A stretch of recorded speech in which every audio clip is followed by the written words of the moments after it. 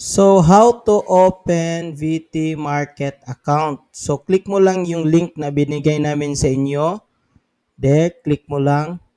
And then, fill up mo lang, scroll down and fill up mo lang itong country.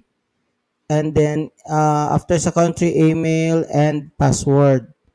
Guys, sa password, make it sure nga itong nakalagay na ito na follow na itong recommendation nila na password.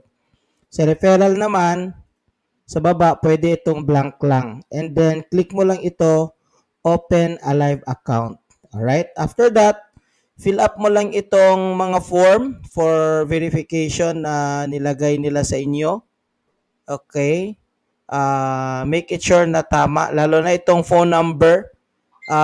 63 plus ting-ting, kunin mo na yung 0 tapos 9 ka na kaagad. Alright? Then after that, next ka. Okay, so ganito lang kadali guys mag-open ng account ha.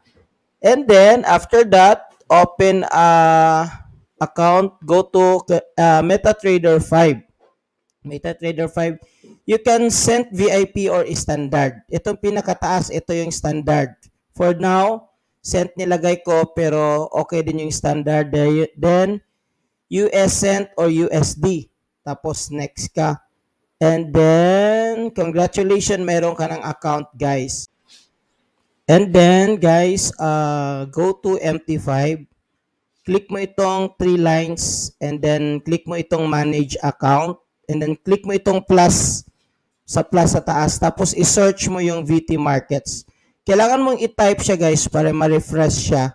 So, hanggang ganito na yung lumabas na yung VT Markets talaga. Tapos, login and password, guys, sa VT Markets, nandun sa email, nag-i-email sila sa iyo. So kunin mo dun sa email mo yung login at saka password mo.